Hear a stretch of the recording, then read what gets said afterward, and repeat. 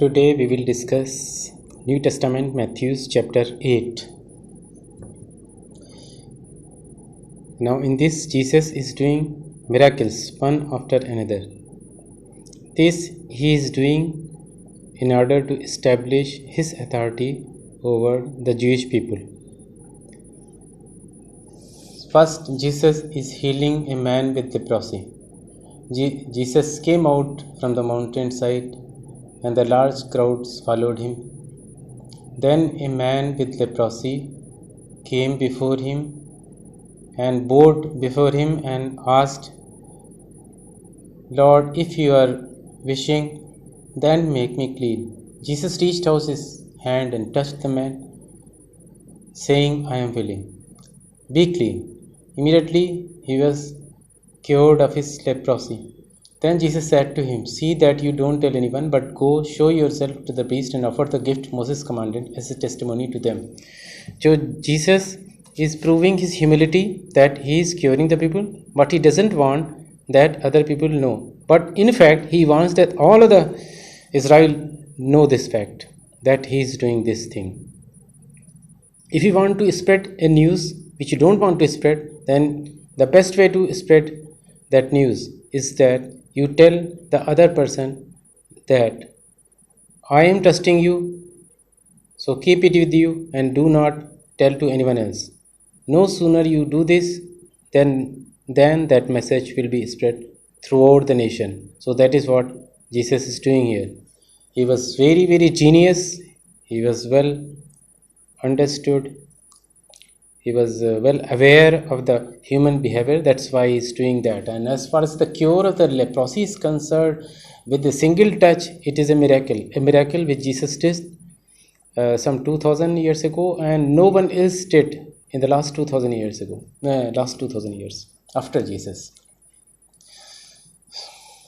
So that means Jesus has also not done it. It is the same way as in the churches we see that the priests are coming, the father is coming, and then suddenly a man is brought by Christians. His man is lying in the cot, he is suffering from disease, and holy water is sprinkled, and suddenly the man is as if he is woken up. So the faith of a knight. This knight is called centurion here. When Jesus has entered Capernaum, the centurion came to him asking for help. "Lord," he said, "my servant lies at home paralyzed." So Jesus is here curing a person who is suffering from paralysis. This is the servant of that landlord who was suffering from this paralysis. And this person, since he was a commander of army or a big landlord, so he was having a lot of servants, and they were following his orders as he is following the orders of his super commandant, you can say super landlord. So that is what Jesus also wants, that he should have those followers who will follow him without questioning him.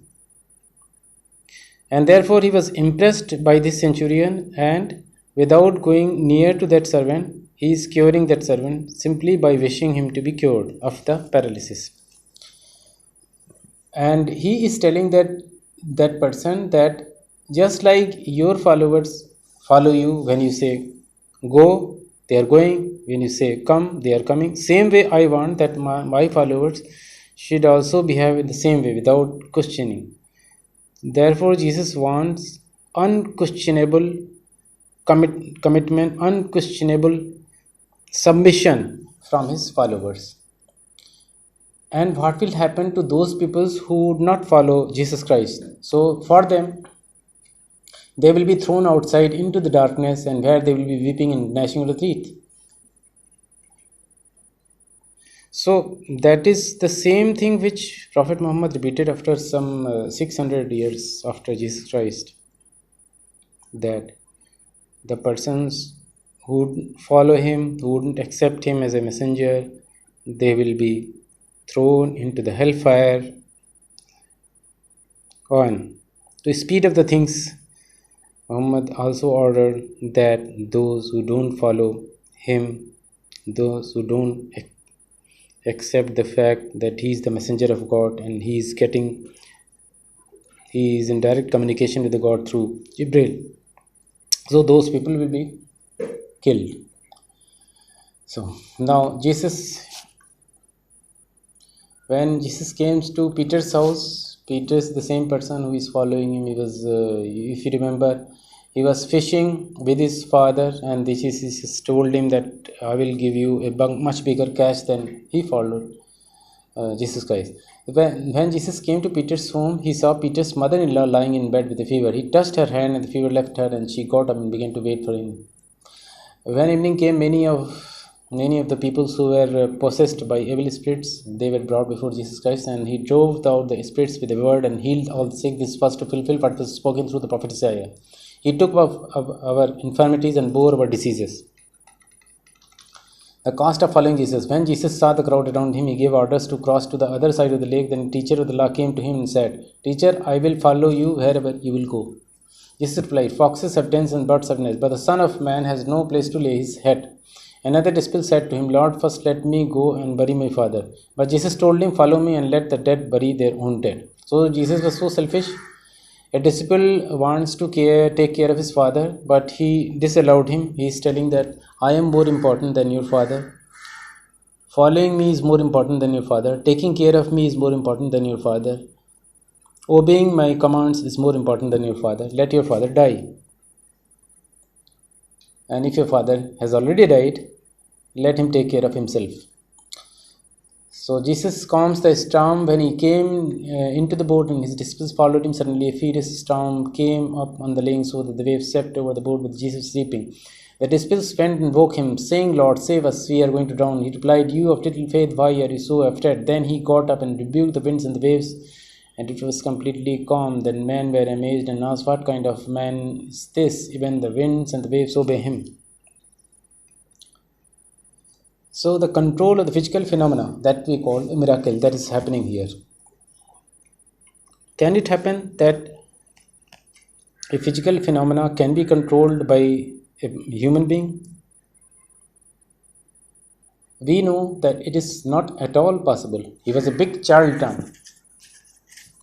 Now, Jesus restores two demon-possessed men. When he arrived at the other side of the region of the Gadarenes, two demon-possessed men coming from the tombs met him. They were so violent that no one could pass that way. What do you want with us, Son of God? They shouted. Have you come here to torture us before the appointed time?